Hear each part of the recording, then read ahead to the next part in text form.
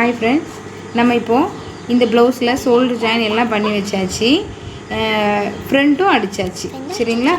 இனி இதில் இந்த கை ஜாயின் பண்ணுறது எப்படின்னு மட்டும் நான் உங்களுக்கு சொல்லித்தரேன். ஈஸியான டிப்ஸாக இருக்கும். சரிங்களா?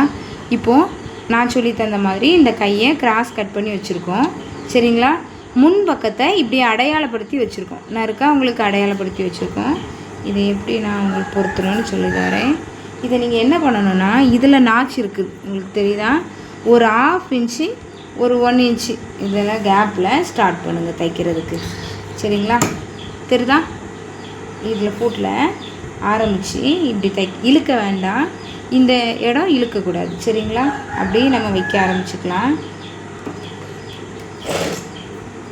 சரியா?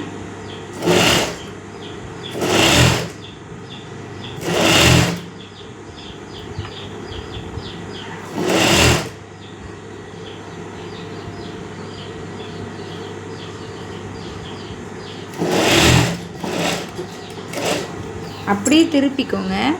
சரிங்களா? உங்களுக்கு தெரியுதா? திருப்பிக்கோங்க. அப்படியே எடுத்துகிட்டு வாங்க. ஓகேவா? இந்த சென்டர் நாச் பக்கம் வரட்டும். அந்த சென்டர் நாச் பக்கம் இருக்கா?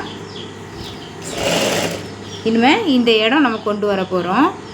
சரியா? தெரியுதா உங்களுக்கு? இந்த இடம் வரும்போது இந்த இடம் இதில் ஒரு சுருக்கு வருது பார்த்தீங்களா? இந்த சுருக்கை இப்படி வராமல் இப்படி தள்ளி விடணும். நீங்கள் புரியுதா உங்களுக்கு? இந்த இடம் சுருக்கு வரலைன்னா இந்த இடம் இப்படி நகண்டு இப்படி வரும். புரியுதா? இந்த இடம் நேராக இருக்கிற மாதிரி இப்படி தட்டி விட்டுக்கோங்க. இந்த இடம் நேராக இருக்கிற மாதிரி இதை நீங்கள் அப்படியே ஜாயின் பண்ணி எடுத்துருங்க. புரியுதுங்களா?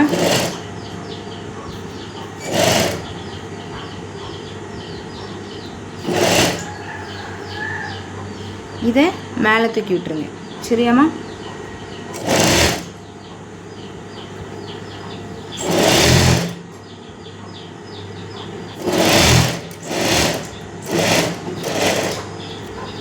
இதை நம்ம அப்படியே திருப்பி ஓகே வைட்டா அப்படியே திருப்பி போட்டுக்கோங்க. சரிங்களா? இந்த இடம் உங்களுக்கு தெரியுதா?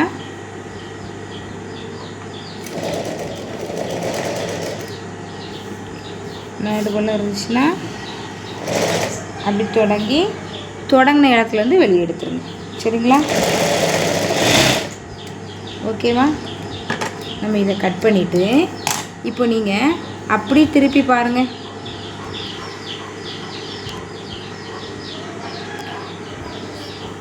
தெரியுதா உங்களுக்கு? இந்த இடம் பாருங்கள், சூப்பராக வந்திருக்கு. உங்களுக்கு தெரியுதா? இதுதான் டிப்ஸ். தெரியுதா உங்களுக்கு? அழகாக இந்த இடம் இப்படி ஃபினிஷ் ஆகும் பாருங்கள். இனிமேல் நம்ம இதை இப்படி சென்டர் பிடிச்சோன்னா இது இப்படி கிடைக்கும். சரியாம்மா? அவ்வளோதான்.